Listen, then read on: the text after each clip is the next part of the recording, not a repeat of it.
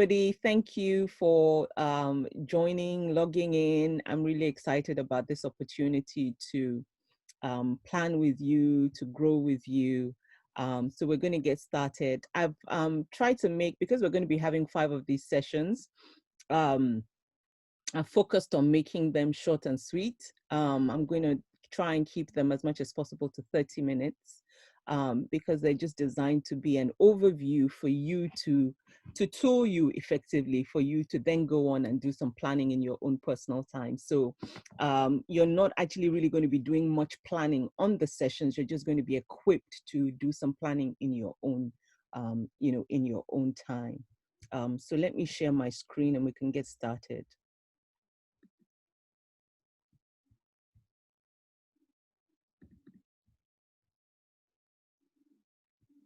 Okay, can you guys see my screen? Yes, we can. Okay, so I'm just concerned about leaving lots of people in the waiting room as we go along. Give me just a moment.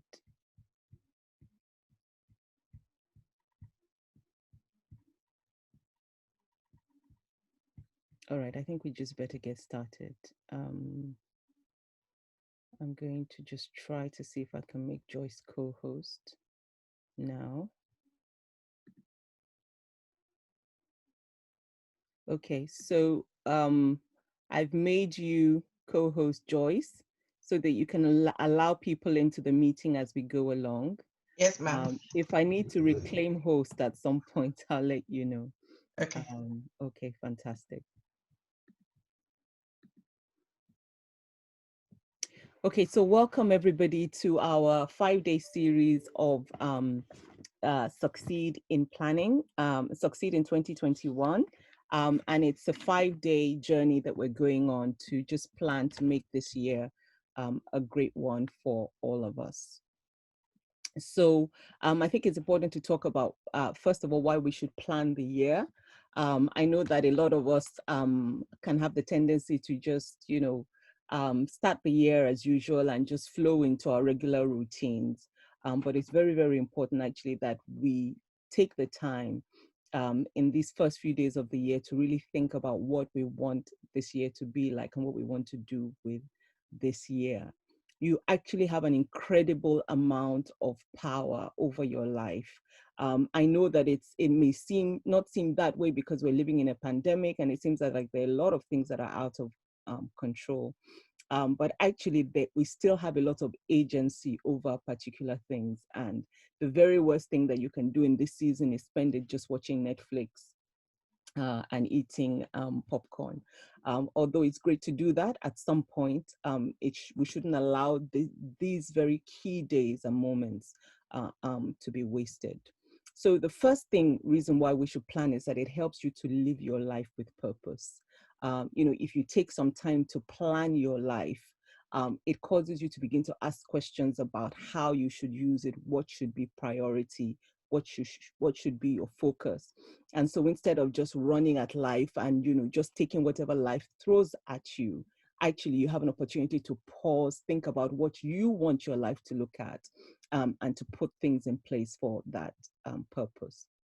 I was reading the scripture today in Mark chapter 1, and Jesus's ministry had been very, very popular, and there were people asking him to stay in a particular city in which he had been ministering, and his disciples were also encouraging him to stay in that city because all of the city was, really raving about them. But Jesus said, no, I must go to another town because for this purpose did I come. So this shows the power of living with a vision, the power of living with purpose, that if we don't, people and what seems popular can just pull us in a lot of directions, and we can end another year having had a lot of fun, perhaps, but not really having had a lot of impact and movement in our lives. So planning helps you to live with purpose. The second reason why planning is important is that it helps you to invest your life instead of spending your life. When you plan, you can think about, okay, where do I need to put my resources? Where do I need to put my energy? Where do I need to put my strength for this year, instead of just spending?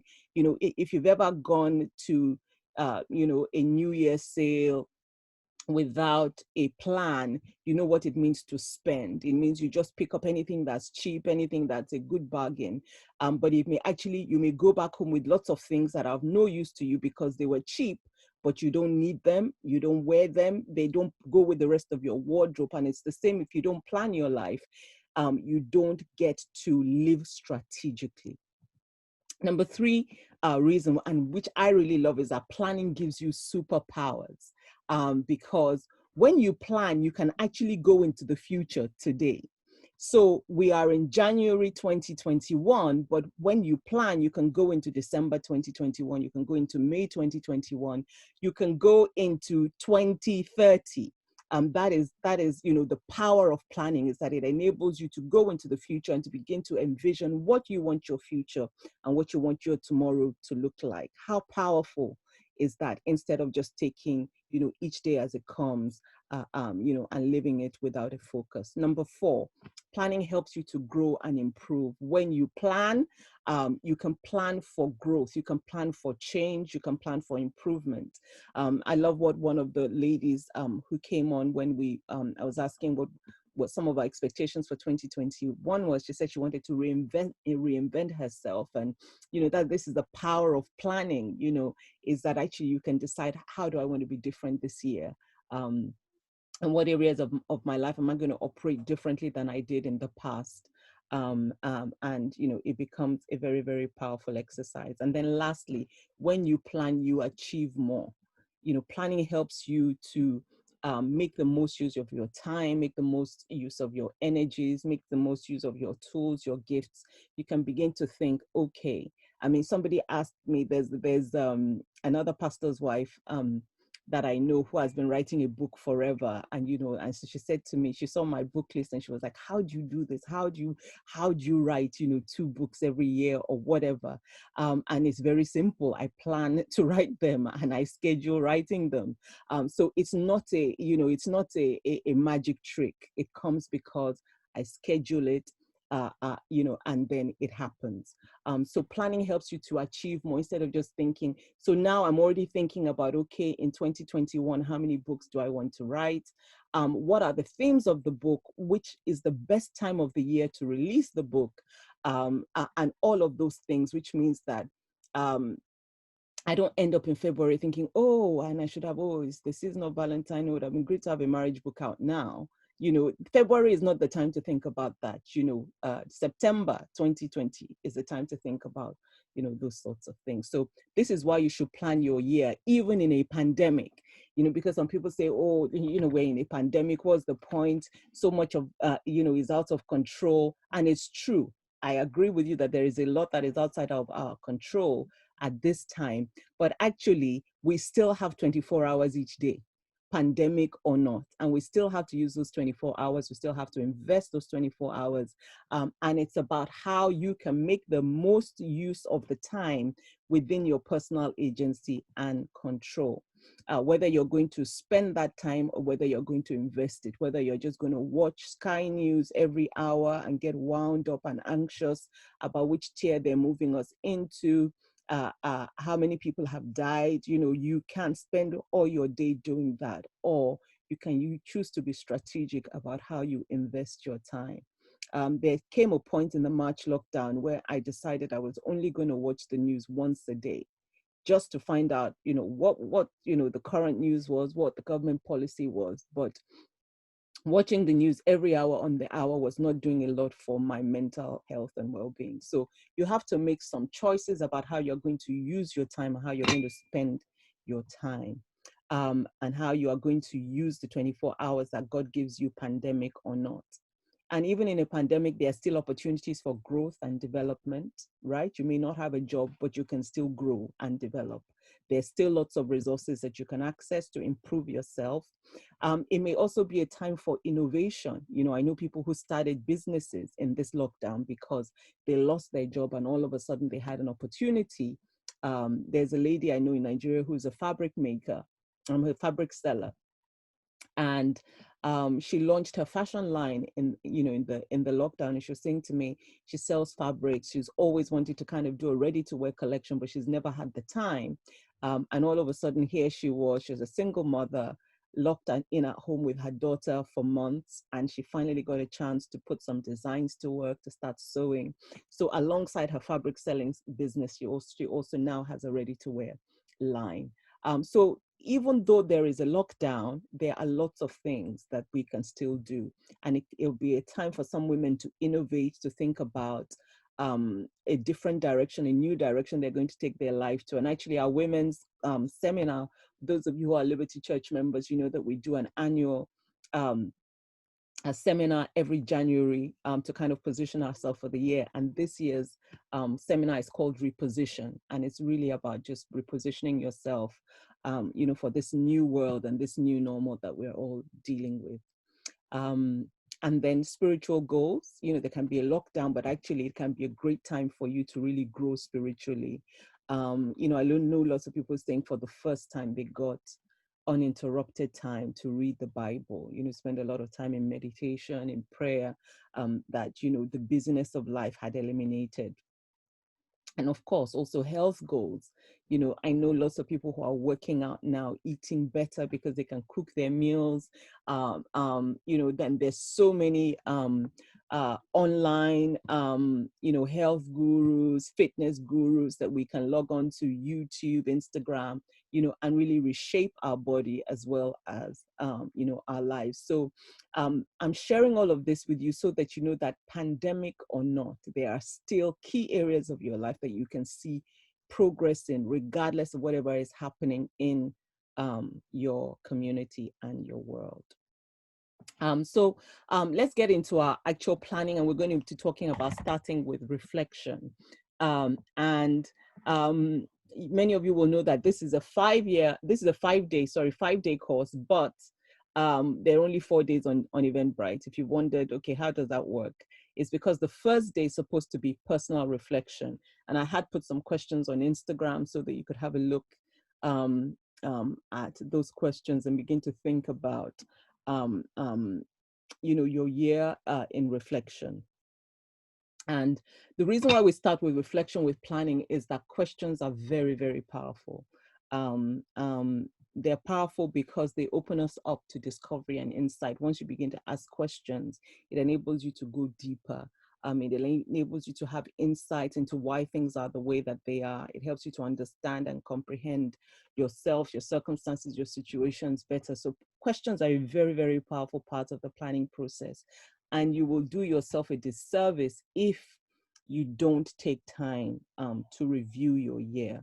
So if you haven't done that, already, do take some time to do that before you start planning. This is so important. Many times people just jump into, okay, this is what I want to do in 2021. I want to buy a house, buy a car, buy this, and all of that is fantastic. But before you do that, take a look back at the previous year, because if, for example, things haven't worked out the way that you desired in 2020, it's important to ask some questions why. Because there might be some things in your life that need addressing that if you don't, regardless of whatever goals you set for yourself in 2021, you're going to meet the same roadblocks, the same hurdles, and your inability to overcome them will mean that, you also are not likely to be able to achieve the goals you set for yourself this year. So important to ask questions for discovery and insight. They also help us to assess and quantify. When you ask yourself questions, you can look at where you are in your life. You can quantify what you've achieved, what is missing, what is lacking, what is required. For example, if you ask one, I'll share with you about 6 of the 12 questions we put in the planner. And many of the questions I help to ask you are meant to help you answer what is, what is present in my life, as in what have I achieved, what have I done well at, what is still lacking, and what is, in which areas am I required to grow and stretch myself. And those are important questions to ask yourself before you start planning. And they also prepare us to access what we need. Now, I had a very powerful experience with this when I did the exercise, because one of the things that the Becoming Planner model does is that it helps us to identify mentors for specific areas. And I had put a becoming goal, and I'll talk to you a little bit more about that later. And I was trying to identify a mentor for that area. And, I just thought, I don't know anybody that could mentor me in this area. So I just put a question mark beside it and went. And during the day, I heard my husband listening to a teaching tape by a particular woman, and I was like, wow, it was light bulb moment. It was like, wow, okay, this is the person for this. This is the mentor for this area. But if I hadn't asked that question, he would have been listening to that tape and it would just be me overhearing somebody. Do you understand? This is what makes questions so powerful, because all of a sudden, when you realize the areas of lack, they open you up to begin to look for answers, to the questions that you've asked, or that the areas of resource that you need. So in the Becoming Life Planner, and many of you will know, some of you will know about the planner that I've designed. And I've been a junkie, a Filofax, a planner junkie from probably the age of 11, 12. In school, I had my little Filofax. I used to write my lesson plans, everything in there. And, as I've grown, I still love Filofaxes. I still use them. I use a combination of, I steal bits and pieces from different places. But I got to a point where I couldn't find a planner that helped me manage my life adequately. And so I wanted to design a system that enabled me to do that, and to also help and empower other women also to manage their life. And this is how the Becoming Life Planner started. And I think, I can't remember whether it was 2017 or 2018 that I first launched it, but there's certainly women that have been using this planner for 2 to 3 years now. And so in the Becoming Life Planner, we start with a reflection section. And the reflection section consists of 12 questions. And there are 3 for reviewing 2020. There are 3 for stepping into purpose. There are 3 for making changes in your life. So for some of you have said you want to reinvent yourself. And then there are 3 questions on going forward. So when you open the planner, there is a section that tells you how to use the planner. And then straight after that, you go into the journaling section, and it starts with 3 or 4 pages of these questions. And they are the beginning, as I said, because the plan for them is to help you review your year before you start planning your year. So I'm going to just share with you now 6 of those 12 questions. Some people may say, why am I only sharing 6 of the 12? It's because some people have paid for the planner, and it would be unfair to give everything in the planner away for free for some, while some people have paid for, the information in the planner. So 6 of the 12 questions, and these are really powerful questions for you to start with. Is what key life lessons did I learn in 2020, and in what ways did I grow? And I really enjoyed answering this question because I learned a lot of things in 2020, and I don't think there's anybody on this webinar that has not learned anything in 2020. I mean, 2020 has taught us so many things about what is valuable. It's caused us to grow and stretch in different ways. And so, reviewing that and capturing those, those key lessons is very, very important, because it gives you an arsenal into the future. It, for example, if you changed, you adapted, you had to reposition yourself because of the pandemic, then that, you are somebody with resilience, ability to change as life changes, and you're adaptable. It gives you a greater confidence in yourself, and in God to manage the seasons of life that are coming. What were the significant happenings and main achievements in 2020 for yourself? You should certainly take time, to write that down. I wrote about 15 things, and I'm sure I could have written more.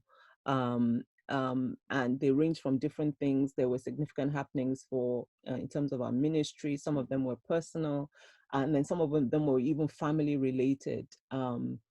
so documenting all of those things is important, and it actually inspired a lot of Thanksgiving, for me. So if, you haven't spent time to think through all the things that happened in 2020 and to give God thanks, I would certainly encourage you to do that. And then also the third question is, in what areas could I have done better in 2020? So the journal is not just about celebrating our achievements, it's also about helping us look at ourselves and looking at the areas we need to grow and change. So this is a very powerful question, because it invites you to look at areas where you may not be doing so well, areas where you may feel like you're failing, areas in which you know that there's more potential for you. Great question. And then, in what environments have I seen the greatest transformation in my life, and why? And this is so, so powerful, because we are like plants, and plants need, different plants need different kind of environments to flourish in. So taking some time to think about, are there particular seasons, are there particular things that help me to really blossom and grow? Are there particular work environments? Are there particular, spaces that encourage me? So for example, I really require order and neatness. Like if things are very disorganized around me, it's hard for me to stay focused. So just knowing the environments which you need to thrive is very, very important, so that you can put yourself in those places or organize your spaces in a way that enables you to be really productive. And then number 5, are there any limiting mindsets or attitudes that I need to address as I step into a new year? Many times we're our own worst enemies. We tell ourselves what we can't do, what we can't be, what we can't achieve. And so just taking some time to think through, are there any ways in which I'm thinking or processing that is stopping me from being all I can be or do, all that I can do? Is really, really important. Just writing them down so that you know that, this is something I need to grapple with. This is something that I need to address. And then the 6th question, if I could change anything in my life, what would it be and why? And, I keep saying powerful, powerful, powerful, but, this is another, really, really powerful and transformative question.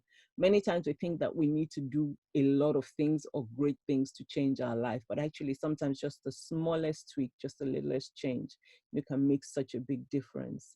So for example, going to bed at a certain time so you can wake up at a certain time can be a life-changing a change that you make in the year. If you're waking up 2-3 hours earlier than you are normally, it could mean all of a sudden you can study your Bible every day. Maybe you say, oh, I never have time. When you never have time because you need to get up for work at 7 and you get up at 7, and you need to, you need an hour to get dressed and an hour to, so you've actually not scheduled any time for your devotional life or your personal development. But if you are able to just make a change of going to bed at 10 instead of midnight, which means you get up at 5, all of a sudden you have 2 hours, in the morning, whether you're going to use that for your prayer time, your devotional time, workout, it can really change and transform your life. So just thinking about, is there one thing I could change, or it might be a spending habit. Do I stop internet browsing? Because if you don't see something, you can't buy it, or you can't want to buy it. So there are little things that we can do that can really cause, a big change in our life. Okay, so let's go on to becoming goals, and what I call decade dreaming. Now, decade dreaming invites you to go into your future, invites you to go into your life 10 years time and think about what you would like to be, do, or have. And it's a very, very, here comes that word again, powerful exercise.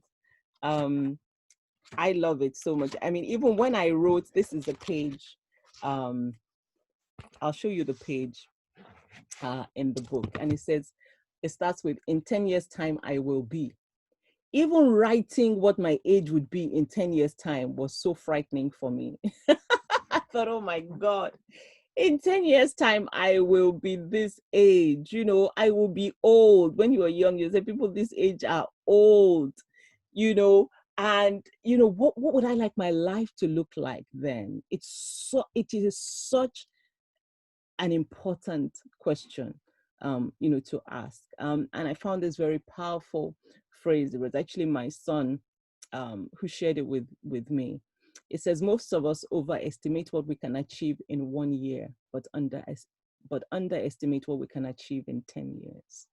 And this is so true, because what we try and do is we try and pack so much into 1 year. Oh, this year I'm going to buy a house, I'm going to buy a car, I'm going to start a business, I'm going to get married, I'm going to lose weight, I'm going to become a minister, I'm going to, and we just, frankly, it overwhelms us and we end up not doing anything.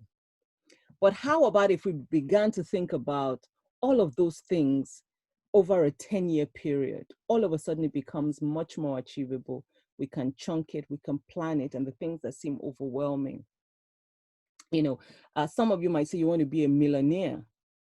It might be hard to do it in a year, but actually it's quite achievable over a 10-year period. So there are lots of things that if we begin to think about them in a longer term,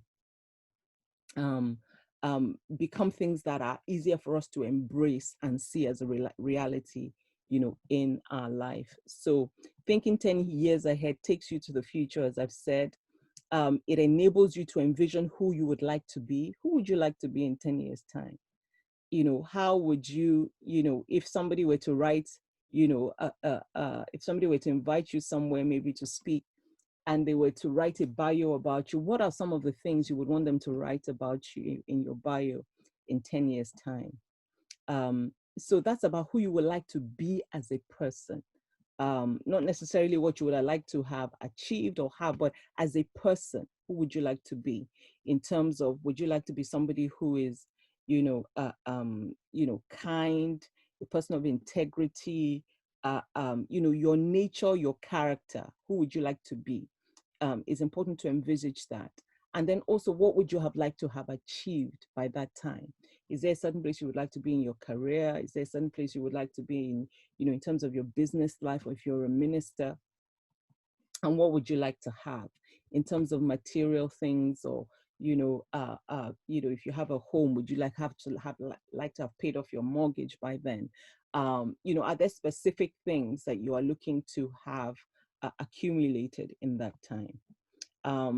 And to look at it at milestone ages and different life stages. This is the power of what thinking 10 years ahead does, because every 10 years is like a milestone. You talk about being in your 20s, you talk about people, sorry, just a minute, my phone is silent. You talk about some people being in their 20s or 30s or 40s or 50s. Each 10 years is like a strategic band of time for you to achieve certain things. What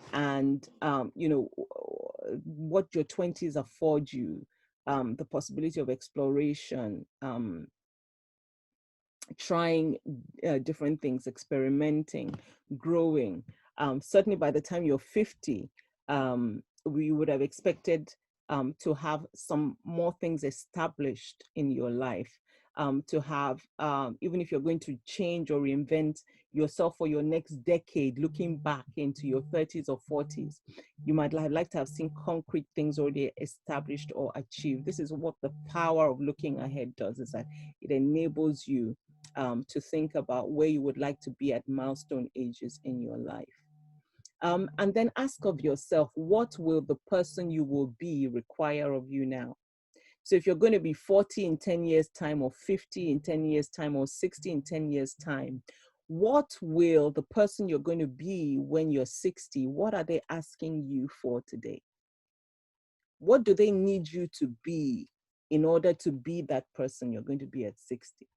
So if I've put, at 60, I want to be a business mogul or whatever, and here I am this year, and I don't even have a business.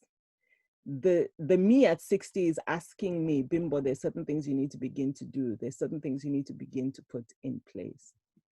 So ask yourself, what will the person you will be then require of you now? And then this is very important. What has God told you about your future?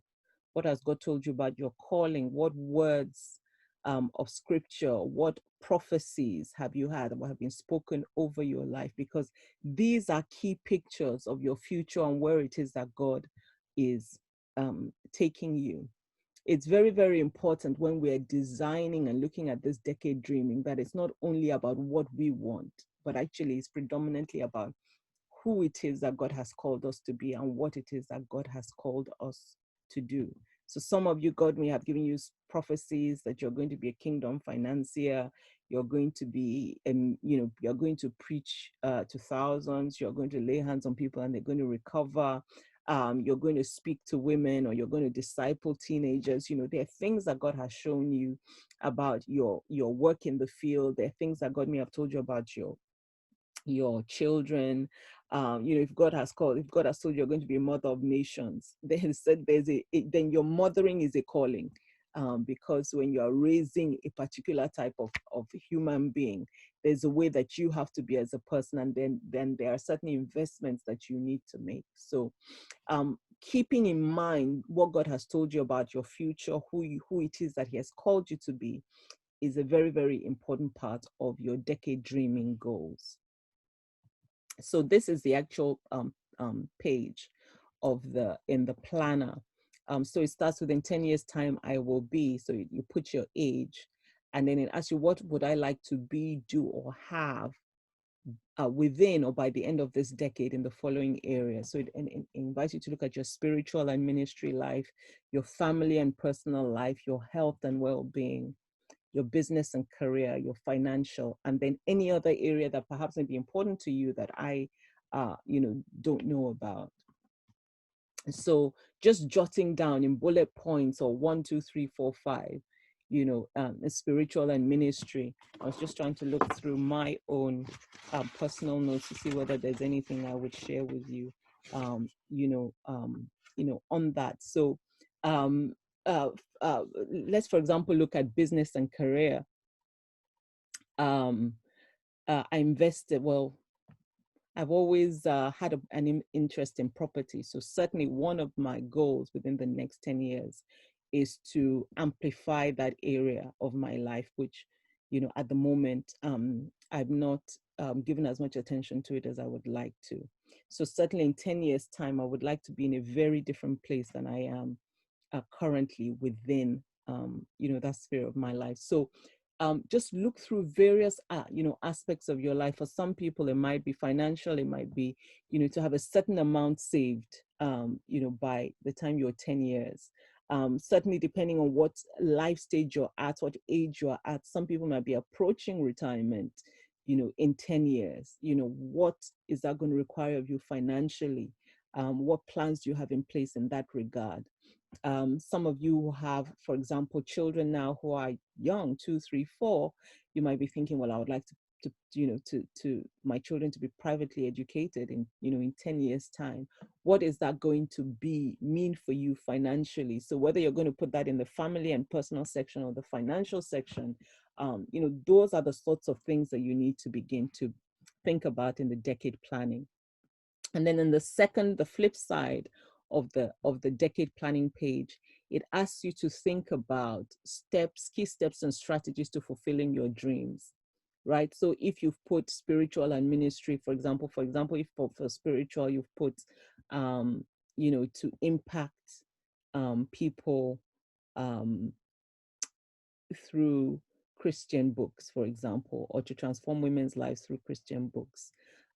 What are the strategies you need to put in place for that? Do you need to attend some writing courses? Do you need to study Christian writers? Do you need to deepen your own study of the Bible so that you have wells from which to draw from to write, those books? Those are some of the things that you need to begin to document in the strategy page. There are in the loose leaf section some blank pages, because obviously you won't be able to write everything that you need in these boxes, but they're just to help you begin to think about your strategies for those. For example, financial, if you've let's say you put your goal to have 100K in the bank, in 10 years time, what are you going to do, to achieve that goal? How much are you going to save each month or invest in each month? Or what are your strategies for making that dream or that goal a reality? So that's what this sheet begins to invite you to do. And then let's look to becoming goals this year, 2021. This will be our final page that we'll look at for today, because I see we're already way over 30 minutes. So becoming goals, then having looked at our 10-year goal, our becoming goal this year then invites us to look at how we're going to use this year in furtherance of, or to begin to step into our 10-year goal, right? And it's going to ask us to look at the various areas of our lives as women. And when I say I designed this planner because I couldn't find a planner that helped me to look at my life and manage my life. For example, those all of us as women, we wear different hats. We were at watch over service yesterday. And when we finished, it was midnight, and it was the after party, so it was mainly musicians. And so I was saying to my husband, can we go? Because we're not actually required here physically, and he was like, oh, wait, I have to do this. Wait, I have to do this. And I said to him, are you still going to want to eat when you get home? Because, some people are going to go home and just relax. Some people have to cook, so can we just keep that in mind in this time we're just hanging out here? So, us as women, we wear many hats. So writing this down helps me to look at my various roles as a woman. So all those circles are and it's a two-sided sheet. So you can actually have up to 8 roles written in here. So when I filled mine, I have wife and mother in one box. I have pastor, minister in another box. I have speaker and author in one. I have property investor in one. I have child of God as my first one, actually. So there are all sorts of different roles that we play as women. And what this does is, first of all, helps you to look at all those different facets of your life, and then ask you to begin to look at how you would like to grow in that role each year, or who you would like to become in each role that year.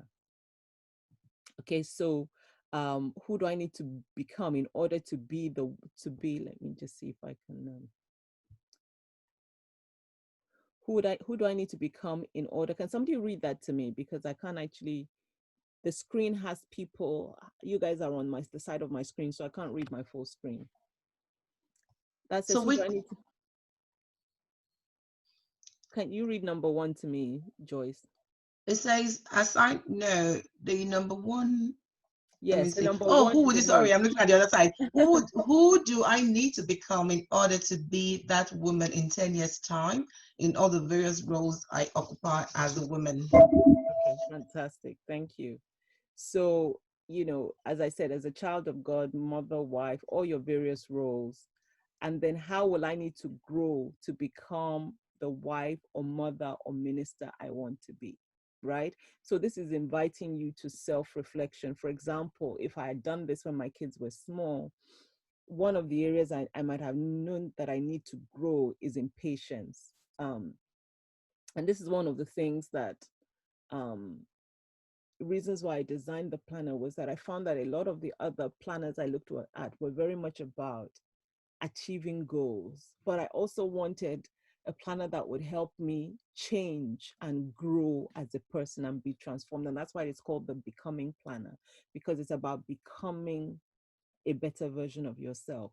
So we're not looking only at achievement, we're also looking at transformation and personal growth. So who do I need to become as a woman if I'm going to be, a better wife or a better mother?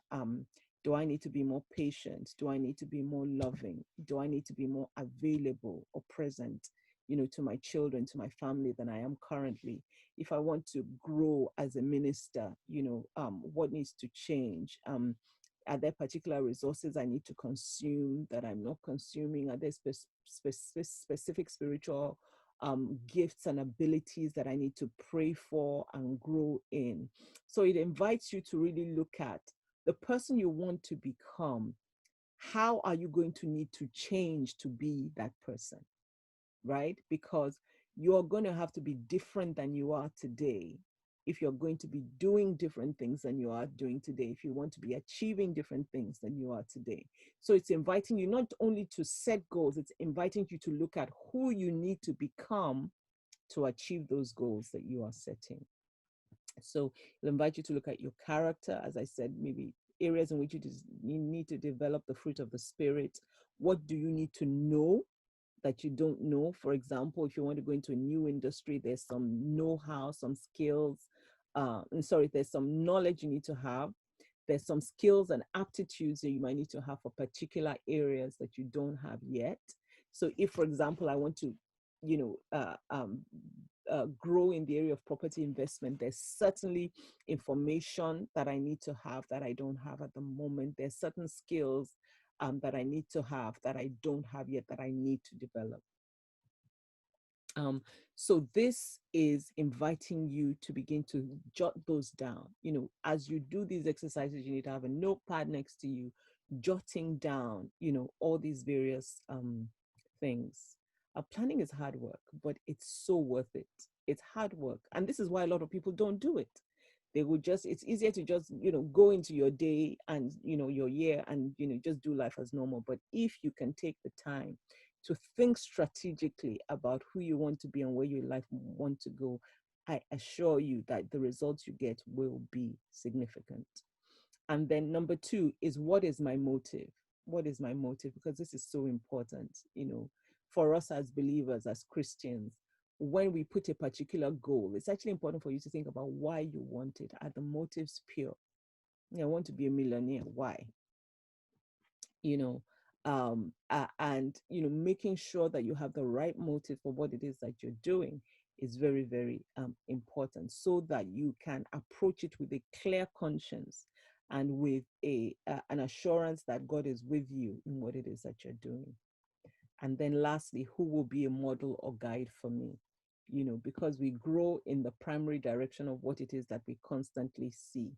That's why the Bible says, do not be deceived. Evil communication corrupts good manners, i.e., what you surround yourself with seeps into you, shapes you, molds you. So if you're looking to get to a particular place or become a particular thing, having a picture of that thing before you consistently is very, very important.